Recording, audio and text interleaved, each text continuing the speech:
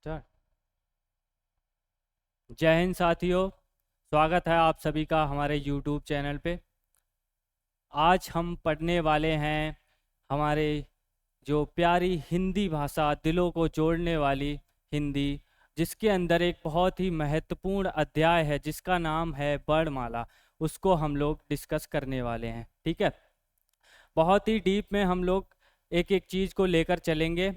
आप कोई से भी एग्ज़ाम में बैठ जाना, जिसमें भी वर्णमाला आती हो, क्वेश्चन आपका यहाँ से नहीं छूटेगा। ठीक है, तो बहुत ही अच्छे तरीके से हम लोग एक एक पॉइंट को क्लियर करने वाले हैं। ठीक है, हम लोग डिस्कस करने वाले हैं कि वर्ण और अक्षर में क्या अंतर होता है। बहुत सारे लोगों को ये कन्फ्यूजन रहता है कि वर्ण क्या होता है, अक्षर क्या होता है। और एक जो नया वर्ण अभी ऐड हुआ है वर्णमाला में, हम उसको भी डिस्कस करने वाले हैं। ठीक है, और लास्ट में आपके लिए कुछ क्वेश्चन रखे हैं, तो वो भी हम कवर करेंगे। ठीक है, तो सबसे पहले बात आती है, हम क्या पढ़ने वाले हैं, वर्णमाला। ठीक है, वर्णमाला किसकी?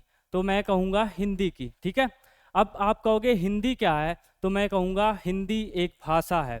ठीक है, तो आप कहेंगे कि भाषा क्या है, तो वही हम पहले थोड़ा सा भाषा के बारे में जान लेते हैं, उसके बाद हम लोग वर्णमाला पे चलेंगे। ठीक है, तो आइए जानते हैं भाषा क्या होती है। ठीक है, भाषा के बारे में जानते हैं।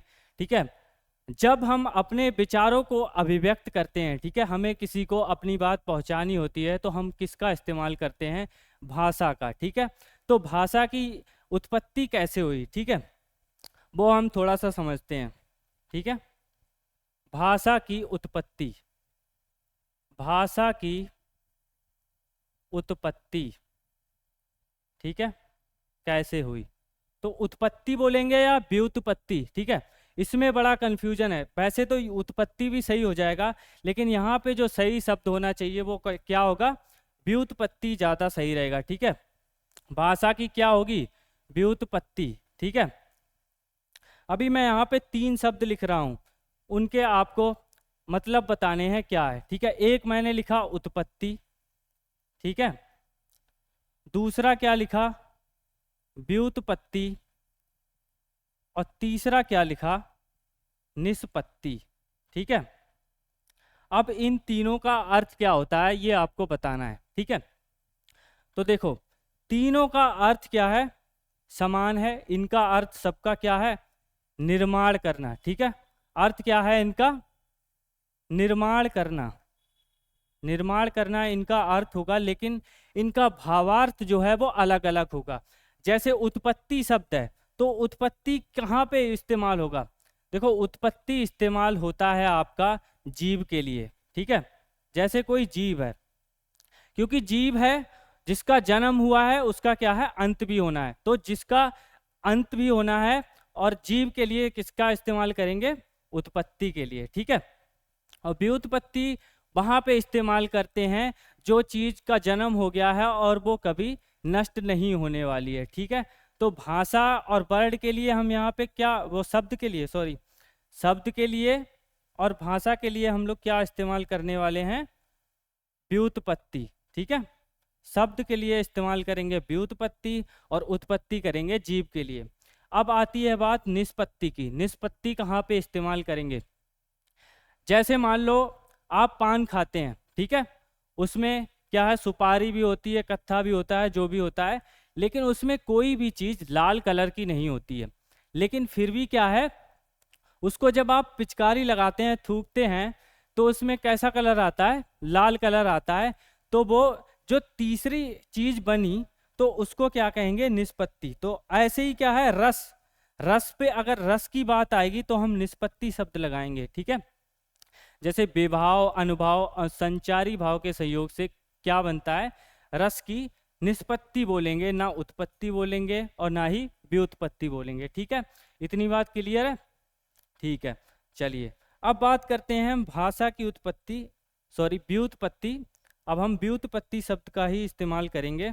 तो भाषा की व्युत्पत्ति कैसे हुई? ठीक है, भाषा की व्युत्पत्ति,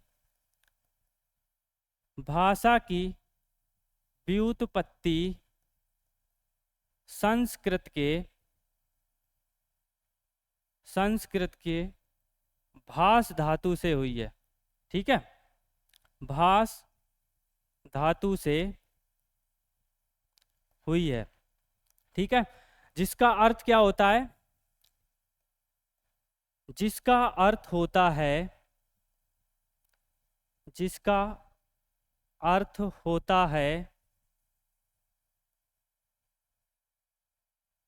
बोलना या कहना, ठीक है। तो भाषा की उत्पत्ति आपको याद रखना है किस धातु से हुई है, भास धातु से हुई है, और जिसका अर्थ होता है बोलना या कहना। इतनी बात क्लियर, ठीक है। चलिए, अब आती है बात भाषा की परिभाषा की, ठीक है। भाषा की परिभाषा, भाषा की परिभाषा, भाषा की परिभाषा क्या हो जाएगी? तो भाषा की परिभाषा आपकी बनेगी जिसके द्वारा मनुष्य अपने विचारों या अभिव्यक्ति का आदान प्रदान करता है, तो वो क्या कहलाती है? भाषा कहलाती है, ठीक है। जिसके द्वारा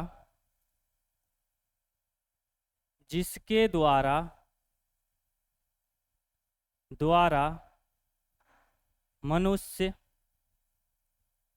अपने भावों, विचारों को अभिव्यक्त करता है या दूसरों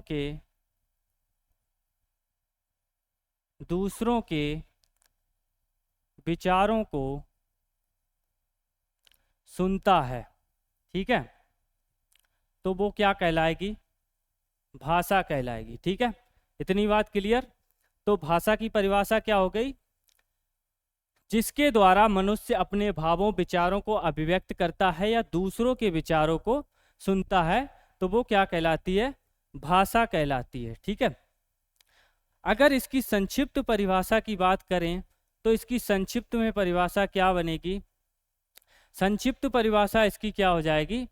विचारों की अभिव्यक्ति का माध्यम क्या है? भाषा है। तो विचारों की अभिव्यक्ति जिससे हम करते हैं वो क्या कहलाती है? भाषा कहलाती है। अगर बात करें इसकी वैज्ञानिक परिभाषा की, तो वो क्या बन जाएगी? भाषा वह प्रणाली है जिसमें ध्वनियों या प्रतीकों का प्रयोग करके अर्थपूर्ण वाक्य बनाए जाते हैं, ठीक है। भाषा में हम किसका प्रयोग करते हैं? ध्वनियों, प्रतीकों का प्रयोग करके अर्थपूर्ण वाक्य बनाते हैं, तो वो क्या कहलाती है? हमारी भाषा कहलाती है, ठीक है। ये हो गई भाषा की बात, ठीक है। लेकिन हमें क्या पढ़ना है? हिंदी भाषा के बारे में पढ़ना है, ठीक है। तो चलिए, हिंदी भाषा की विकास यात्रा, ठीक है। तभी तो हम पता करेंगे हिंदी, पहले तो हम जान लेते हैं हिंदी आई कैसे, फिर उसके बाद हम हिंदी के बारे में पढ़ेंगे, ठीक है। तो सबसे पहले क्या था? आप में से कौन बताएगा कि हिंदी की आदि जननी किसको कहते हैं? ठीक है, तो हिंदी की आदि जननी क्या है? संस्कृत है, ठीक है, संस्कृत है, ठीक है। तो सबसे पहले क्या थी? संस्कृत, ठीक है। संस्कृत में भी कौन सी? वैदिक संस्कृत सबसे पहले थी, वैदिक संस्कृत, ठीक है। उसके बाद में आई है लौकिक संस्कृत, लौकिक संस्कृत जिसमें थोड़ा सा चेंज कर दिया था लोगों के द्वारा, तभी वो बन गई थी लौकिक संस्कृत, ठीक है। उसके बाद आई है आपकी पाली, ठीक है। फिर उसके बाद बनी है प्राकृत, ठीक है। पाली किसकी भाषा थी? तो बुद्ध की भाषा थी, ठीक है। फिर प्राकृत किसकी भाषा थी? जैन धर्म की भाषा थी। फिर उसके बाद एक और आया अपभ्रंश, ठीक है, अपभ्रंश, ठीक है। उसके बाद हमारी क्या आई है? हमारी प्यारी हिंदी, ठीक है।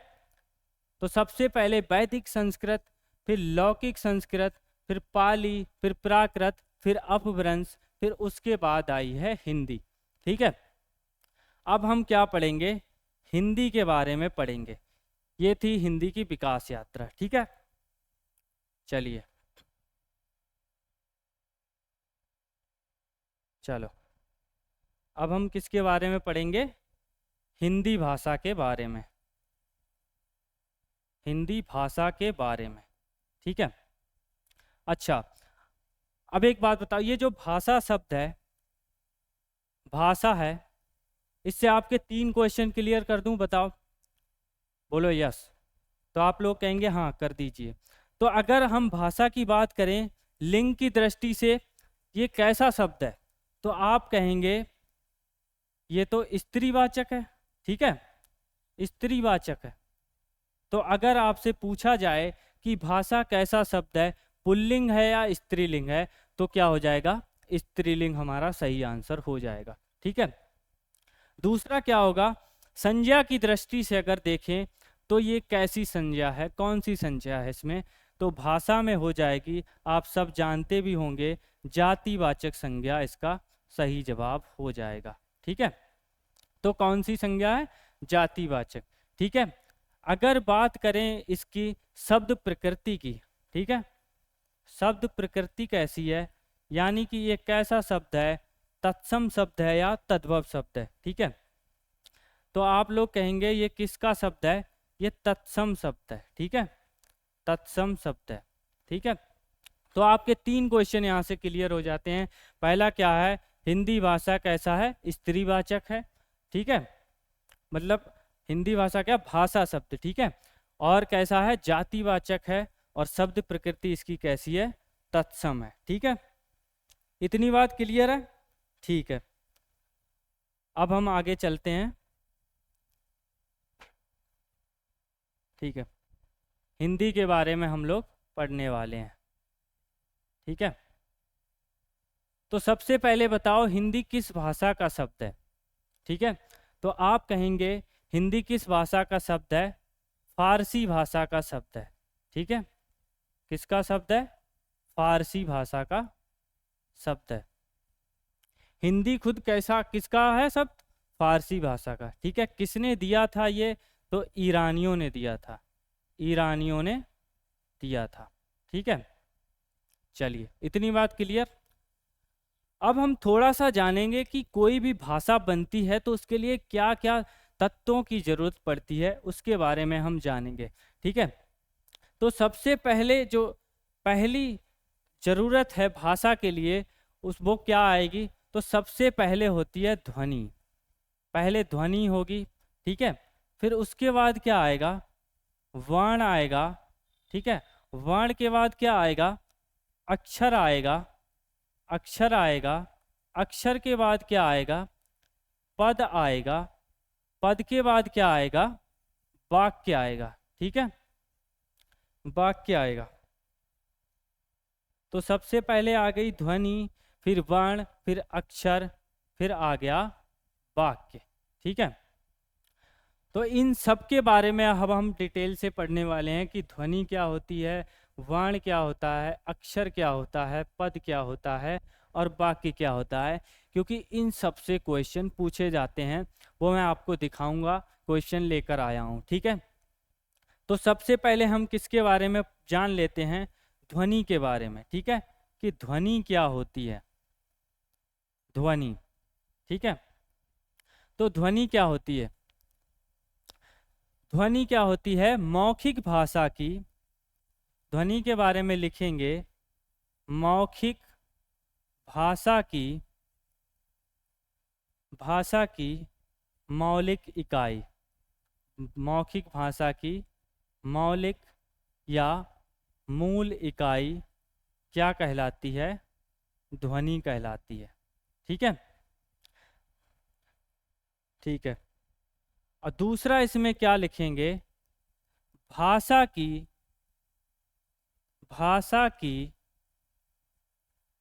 सबसे छोटी,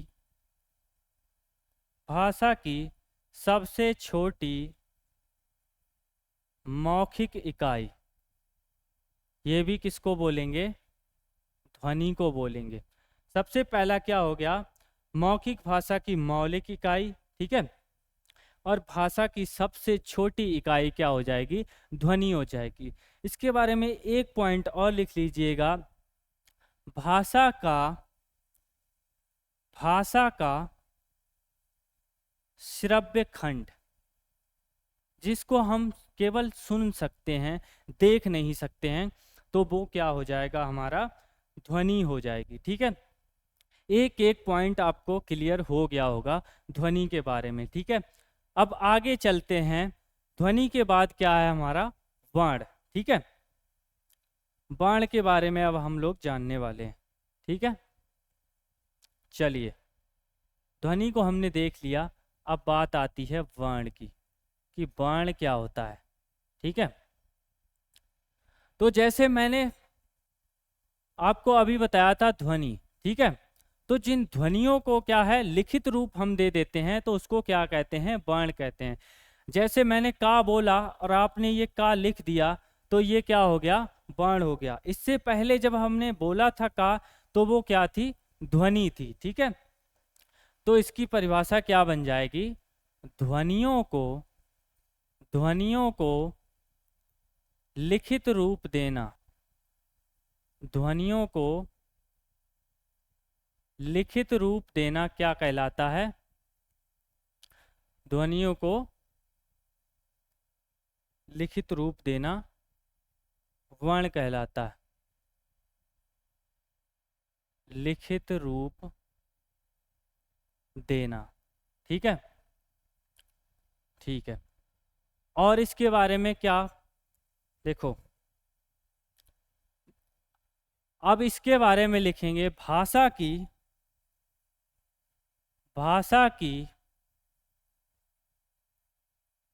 सबसे छोटी ध्वनि कैसी इकाई थी, मौखिक इकाई थी। तो ये कैसी हो जाएगी, जब ध्वनियों को हमने लिख दिया तो वो वर्ण हो गया, तो भाषा की सबसे छोटी लिखित इकाई क्या हो जाएगी, वर्ण हो जाएगी। ठीक है, भाषा की सबसे छोटी लिखित इकाई वर्ण हो जाएगी। ठीक है, और इसके बारे में एक पॉइंट और लिख लेंगे, जिसके खंड ना किए जा सकें, जिसके और खंड ना किए जा सकें, खंड ना किए जा सकें, तो वो भी क्या कहलाएगा, वर्ण कहलाएगा। ठीक है, चलिए, अब देखिए, जैसे ये छोटा आ है।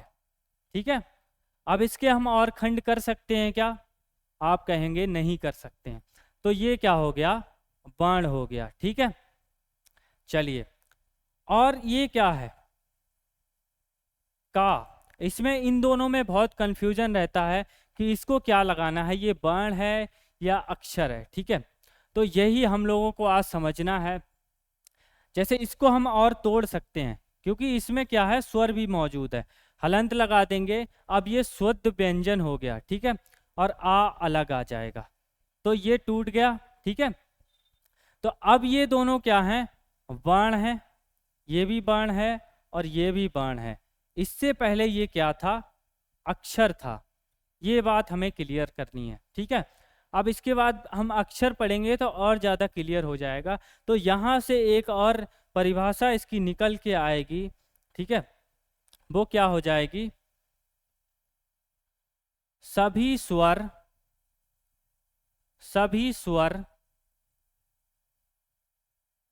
और स्वर रहित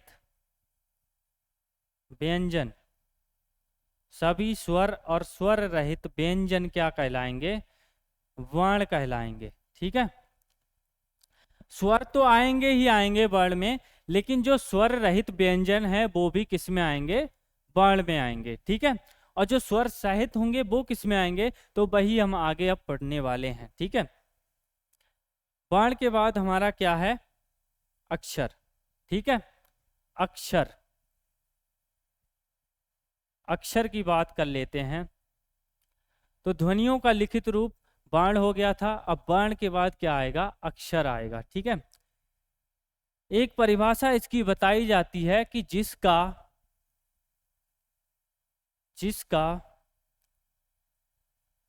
क्षय ना हो। ठीक है, क्षय ना हो तो वो क्या होता है, अक्षर होता है। लेकिन इसकी एक और परिभाषा क्या बनेगी, जिसके जिसके खंड करने पर, जिसके खंड करने पर एक साथ ना बोला जा सके, ना बोला जा सके। ठीक है, अगर हम इसके खंड कर देंगे तो हम एक साथ इसको, जैसे का लिया मैंने, ठीक है, अब इसके खंड कर दिए, हलंत लगा दिया, ठीक है, व्यंजन बन गया और आ अलग आ जाएगा। अब इसको एक साथ आप नहीं बोल पाएंगे। ठीक है, तो यही क्या है, हमारा बाण और अक्षर में अंतर होता है। ठीक है, लेकिन अगर हम कहें कि आ, ये क्या है, तो ये हमारा बाण भी है, ठीक है, और अक्षर भी है, बाण भी है और अक्षर भी है। ठीक है, अब यहीं पे हम कहें का को, तो का क्या है, ये अक्षर तो है, अक्षर तो है और क्या नहीं है, बाण नहीं है। ठीक है, बाण नहीं है। ठीक है, क्योंकि बाण में क्या होना चाहिए, व्यंजन जो है वो स्वर रहित होना चाहिए। इतनी सी बात आपको क्लियर हो जानी चाहिए। ठीक है, तो अब इसकी एक परिभाषा क्या बन जाएगी, यहाँ पे लिख लीजिएगा, इससे बहुत अच्छे से क्लियर हो जाएगा। जैसे हमने उसमें लिखा था कि स्वर और स्वर रहित व्यंजन क्या होते हैं, वर्ण होते हैं। तो यहाँ पे क्या हो जाएगा, सभी स्वर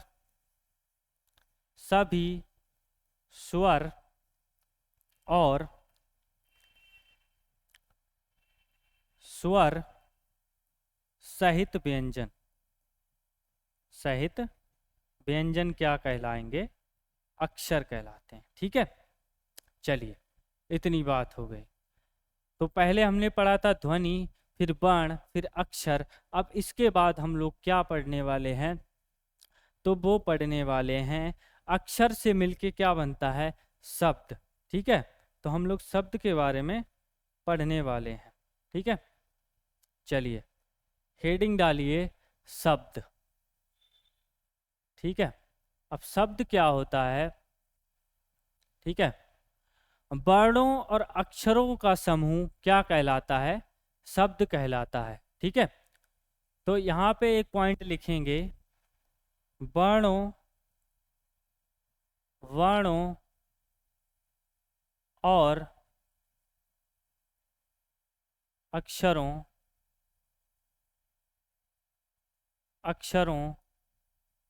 के मेल से क्या बनता है, शब्द बनता है। मेल से शब्द बनता है। ठीक है, जैसे देखेंगे मैंने लिखा कमल। ठीक है, अब इसमें क्या है, वर्ण भी हैं और अक्षर भी हैं। ठीक है, दोनों के मेल से क्या बना, जैसे हमने एक लिखा अमर। ठीक है, तो ये दोनों क्या हो गए, शब्द हो गए। तो वर्णों और अक्षरों का मेल से क्या बनता है, शब्द बनता है। ठीक है, तो इसका हम अर्थ भी पता कर सकते हैं। ठीक है, इसलिए इसका यहाँ पे एक पॉइंट और लिखेंगे, भाषा की सबसे छोटी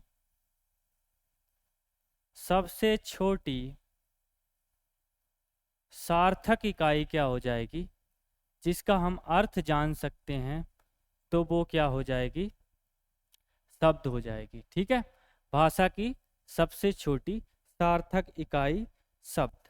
ठीक है, चलिए आगे बात करेंगे हम किसकी, अक्षर के बाद शब्द हो गया। अब हम बात करते हैं पद की। ठीक है, पद के बारे में जान लेते हैं।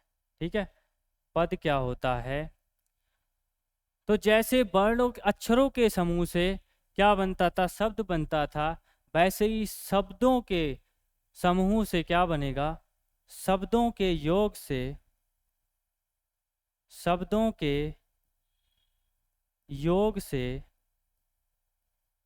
से क्या बनेगा, पद बनेगा।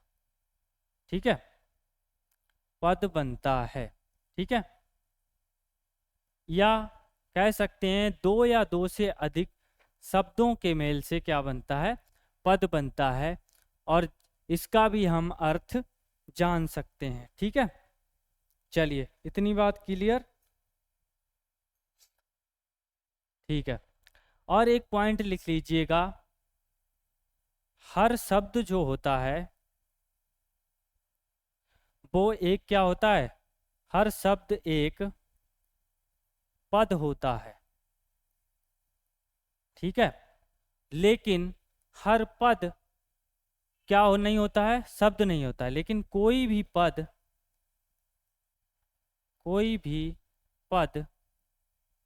शब्द नहीं होता है। ठीक है, सभी शब्द क्या होते हैं, पद तो होते हैं, लेकिन पद शब्द नहीं होता है। ठीक है, चलिए अब इसके बाद क्या आएगा हमारा, चलिए शब्द के बाद क्या आएगा, वाक्य। ठीक है, अब वाक्य को देखते हैं। ठीक है, तो पदों के मेल से, ठीक है, जैसे अक्षर के मेल से बना था पद, तो पदों के मेल से क्या, वो सॉरी, अक्षर के मेल से बना था शब्द, शब्द के मेल से बना था पद, अब पदों के मेल से क्या बनने वाला है, वाक्य। ठीक है, वाक्य। ठीक है, तो यहाँ पे क्या लिखेंगे, पदों के मेल से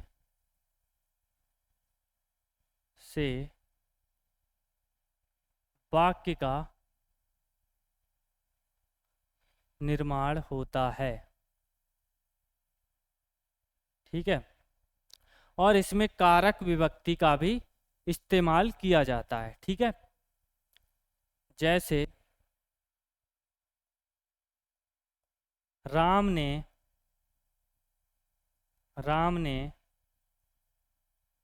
खाना खा लिया। ठीक है, राम ने खाना खा लिया, तो ये हमारा क्या बन गया, वाक्य बन गया। वाक्य में किस किस चीज़ की ज़रूरत होती है, एक तो वाक्य के अंदर कर्ता होना चाहिए।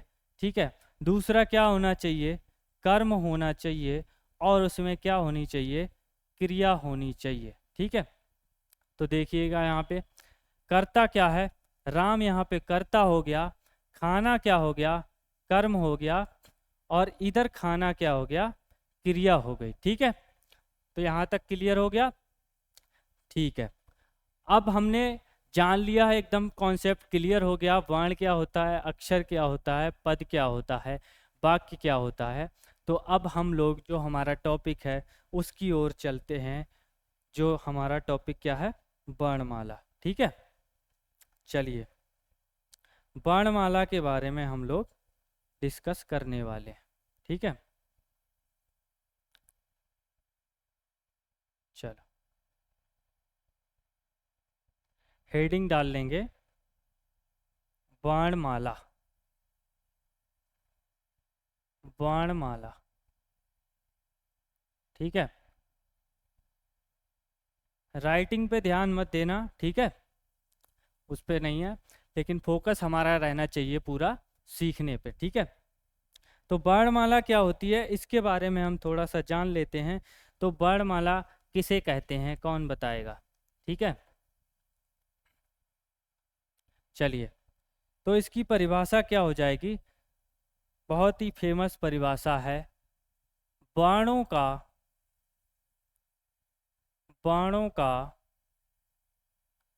क्रमबद्ध और व्यवस्थित समूह। वर्णों का क्रमबद्ध और व्यवस्थित समूह क्या कहलाएगा, वर्णमाला कहलाता है। ठीक है, क्योंकि क्रमबद्ध भी होना चाहिए और व्यवस्थित भी होना चाहिए। अगर क्रमबद्ध और व्यवस्थित नहीं होगा तो वो वर्णमाला नहीं कहलाएगी, वर्ण समूह कहलाएगा। ठीक है, चलिए इतनी बात क्लियर। अब हम थोड़ा सा बात करते हैं वर्णों की संख्या, वर्णों की संख्या, वर्णों की संख्या कितनी होती है। ठीक है, हिंदी वर्णमाला हम लोग पढ़ रहे हैं, तो हिंदी वर्णमाला में वर्णों की संख्या कितनी है। ठीक है, देखिए अभी तक हम लोग जो पढ़ते आ रहे थे वो कितनी पढ़ते आ रहे थे, 52। ठीक है, लेकिन अब एक इसमें विशिष्ट वर्ण जुड़ गया है, तो अब हमारी संख्या कितनी हो जाएगी, 53। ठीक है, तो हम वर्णमाला के अंदर 53 वर्णों को पढ़ने वाले हैं। ठीक है, वो 53 वर्ण कौन कौन से होंगे, ठीक है, उसको जरा देखते हैं। सबसे पहले हमारे क्या होंगे, 11 स्वर होंगे। क्या होंगे, स्वर होंगे। ठीक है जी, उसके बाद क्या होंगे, 25 हमारे वर्गीय व्यंजन होंगे। ठीक है, वर्गीय या स्पर्श व्यंजन। ठीक है, स्पर्श व्यंजन होंगे। ठीक है, चलिए कोई दिक्कत नहीं है। उसके बाद 4 हमारे क्या होंगे, 4 हमारे संयुक्त वर्ण, संयुक्त व्यंजन होंगे। ठीक है, संयुक्त व्यंजन। ठीक है, फिर उसके बाद 4 हमारे क्या होंगे, ऊष्मीय व्यंजन होंगे। ठीक है, क्लियर बात। ठीक है, ऊष्मीय व्यंजन होंगे।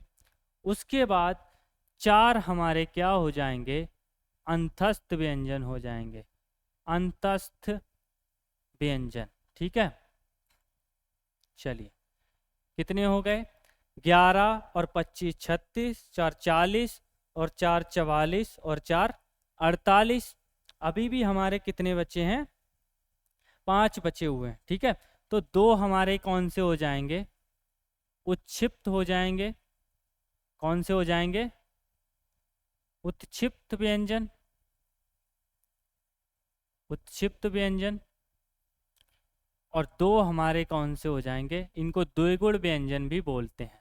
ठीक है, द्विगुण व्यंजन। ठीक है, और 2 हमारे कौन से हो जाएंगे, आयोगवाह। ठीक है, आयोगवाह।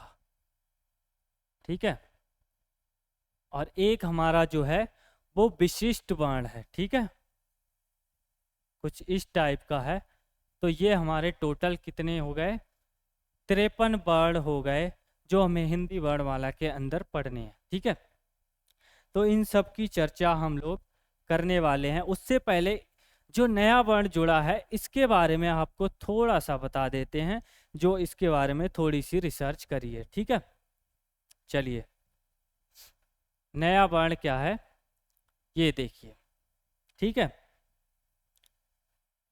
चलो नया वर्ण, इसको, इसकी ध्वनि क्या है, ये ला है। ला की ध्वनि ये थोड़ी थोड़ी सी देता है। ठीक है, यह उच्चारण एक डेंटल फ्लैप यानी कि दंत से इसका उच्चारण होगा। ठीक है, जो मुख्य रूप से पहले केस में होता था मराठी, कोंकणी, राजस्थानी और गुजराती जैसी भाषाओं में होता था, लेकिन अब इसे हिंदी भाषा में भी मान्य माना गया है। ठीक है, चलिए, और लिखावट और उपयोग। ठीक है, इसको हिंदी में क्यों लिया गया, सीधा सा मतलब ये है, इसको हिंदी में जरूरत क्यों पड़ी। तो देखिए, ऐसे शब्दों को लिखना आसान होगा जिनमें ध्वनि शामिल हो, जैसे मराठी का शब्द है कुलकर्णी।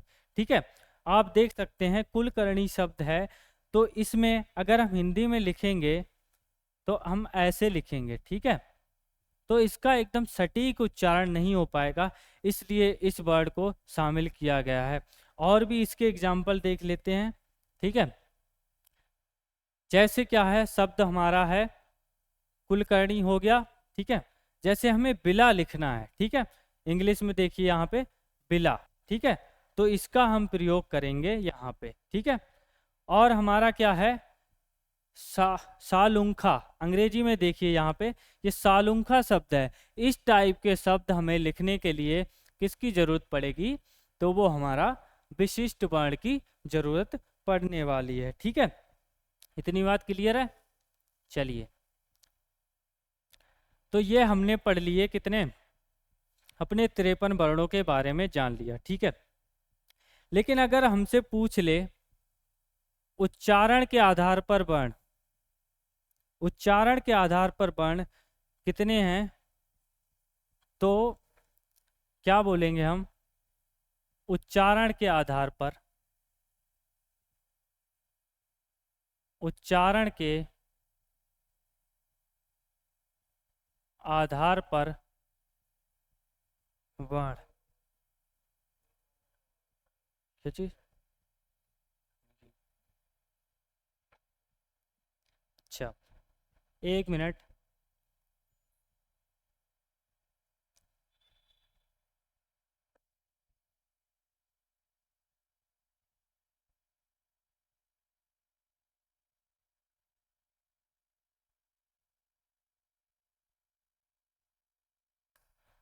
चलो, अभी हमने पढ़ा था 53 वर्ण, लेकिन उच्चारण के आधार पर अगर पूछा जाए तो कितने लगाने हैं, तो 10 तो व्यंजन हो जाएंगे आपके, ठीक है, ओ सॉरी स्वर, क्योंकि हम इसमें री को नहीं लेते हैं, ठीक है, 10 व्यंजन हो जाएंगे, और बाकी की वो सॉरी बार बार व्यंजन ही आ रहा है, स्वर हो जाएंगे, और उसके बाद 35 क्या हो जाएंगे हमारे, व्यंजन हो जाएंगे, ठीक है, कुल मिलाकर क्या हो जाएंगे, उच्चारण के आधार पर 45 वर्ण आपको लगाने हैं, ठीक है, और उच्चारण के आधार पर अगर स्वर पूछा जाए तो कितने होंगे, तो 10 होंगे, ठीक है। अगर पूछा जाए कामता प्रसाद गुरु के अनुसार, ठीक है, कामता प्रसाद, कामता प्रसाद गुरु के अनुसार, गुरु के अनुसार वर्णों की संख्या, वर्णों की संख्या, तो आपको कितने लगाने हैं, संख्या तो आपको लगाने हैं 43, ठीक है, कामता प्रसाद गुरु ने कितने माने हैं, 43 वर्ण माने हैं, ठीक है। चलिए, इतनी बात क्लियर हो गई, चलिए बहुत अच्छी बात है। तो अब हम एक एक करके देखो, अब आती है बात वर्णों के प्रकार की, ठीक है, वर्णों के प्रकार की हमने जान लिया, वर्णमाला में 53 वर्ण होते हैं, जो एक नया वर्ण जुड़ा है उसके बारे में भी हमने क्या है, पढ़ लिया है, ठीक है। तो वर्णों के कितने प्रकार होते हैं बताओ भाई, तो वर्णों के होते हैं 2 प्रकार, एक होता है स्वर, जिसको हम क्या बोलते हैं, अच भी बोलते हैं, ठीक है, अच भी बोलते हैं, और दूसरा क्या होता है व्यंजन, व्यंजन जिसको क्या बोलते हैं, हल भी बोलते हैं, ठीक है। चलिए, तो स्वरों की संख्या कितनी होती है, कौन बताएगा, ठीक है, स्वरों की संख्या कितनी होती है, 11 होती है, लेकिन अभी जो यूपी पुलिस का एग्जाम हुआ था उसमें कितने माने गए हैं, वो स्वरों की संख्या 13 मानी गई है, उसमें अयोगवाह को भी शामिल कर लिया गया था। तो आप अगर यूपी पुलिस का एग्जाम देने जाएंगे तो उसमें आपको 13 स्वर लगा के आने हैं, ठीक है। अगर कोई अन्य एग्जाम आप देंगे तो आप 11 लगा के आइए, क्योंकि यहाँ पे हमारे पास सबूत है, ठीक है। जो फाइनल आंसर की आई थी उसमें भी कितने माने गए थे, 13 ही माने गए थे, ठीक है। और व्यंजन की संख्या कितनी हो जाएगी हमारी, 33 व्यंजन हो जाएंगे, ठीक है। तो आज के लिए हम क्या है, अभी क्वेश्चन जो लाया हूँ वो देख लेते हैं, फिर उसके बाद हम लोग आज यहीं तक रखेंगे, इसके आगे हम स्वरों को जानेंगे, व्यंजन के बारे में चर्चा करेंगे, ठीक है। बहुत ही शानदार तरीके से हम लोग पढ़ेंगे, लेकिन जो आज हम क्वेश्चन लेकर आए हैं उनके बारे में थोड़ा सा देख लेते हैं कि आपने जो पढ़ा उससे आप क्वेश्चन बना पा रहे हैं या नहीं बना पा रहे हैं, ठीक है। तो पहला क्वेश्चन क्या है हमारा, भाषा की मूल इकाई क्या है, ठीक है। तो भाषा की मूल इकाई हमने क्या पढ़ी थी, आपकी संकेत पढ़ी थी क्या, तो आप कहेंगे ऐसी तो कोई बात ही नहीं हुई थी यहाँ पे, ठीक है। वर्णमाला कहेंगे, वर्णमाला तो वर्णों का समूह होता है, ठीक है। अक्षर भी नहीं होगा, तो यहाँ पे हमारा सही आंसर क्या हो जाएगा, ध्वनि हमारा सही आंसर हो जाएगा। और ये क्वेश्चन आपका यूपीएसआई मृतक आश्रित 2016 में पूछा जा चुका है, ठीक है। तो हमने जो पढ़ा था आप देख पा रहे होंगे वहाँ से क्वेश्चन भी पूछे गए हैं, ऐसे ही कुछ भी हमने निरर्थक चीज़ नहीं पढ़ी है, ठीक है। तो बहुत अच्छे से हम जो भी पढ़ेंगे वहाँ से क्वेश्चन देख करके ही, प्रीवियस ईयर थोड़ा सा एनालिसिस करके ही आपको यहाँ पे बताया जा रहा है, ठीक है। अगला क्वेश्चन देखिए यहाँ पे, अगला क्वेश्चन है शब्द की सबसे छोटी इकाई, ठीक है। शब्द की छोटी सबसे इकाई, तो आप कहेंगे ऐसा तो हमने कुछ भी नहीं पढ़ा था, ठीक है। तो आप ये बताइए शब्द किससे मिलकर बनता है? क्या व्यंजन से मिलकर बनता है, अयोगवाह से मिलकर बनता है, वर्ण से मिलकर बनता है, या फिर स्वर से मिलकर बनता है, ठीक है। तो किससे मिलकर बनेगा? तो आप कहेंगे वर्णों से मिलकर क्या बनेगा? शब्द बनेगा। तो इसका सही आंसर क्या हो जाएगा? वर्ण हो जाएगा। ये भी आपका यूपी पुलिस कांस्टेबल 2018 में पूछा जा चुका है, ठीक है। चलिए अगला क्वेश्चन देख लेते हैं। इनमें से क्या वर्ण का अर्थ नहीं है? ये आपको बताना है। यूपी पुलिस कांस्टेबल 19/6/2018 में ये क्वेश्चन पूछा गया है।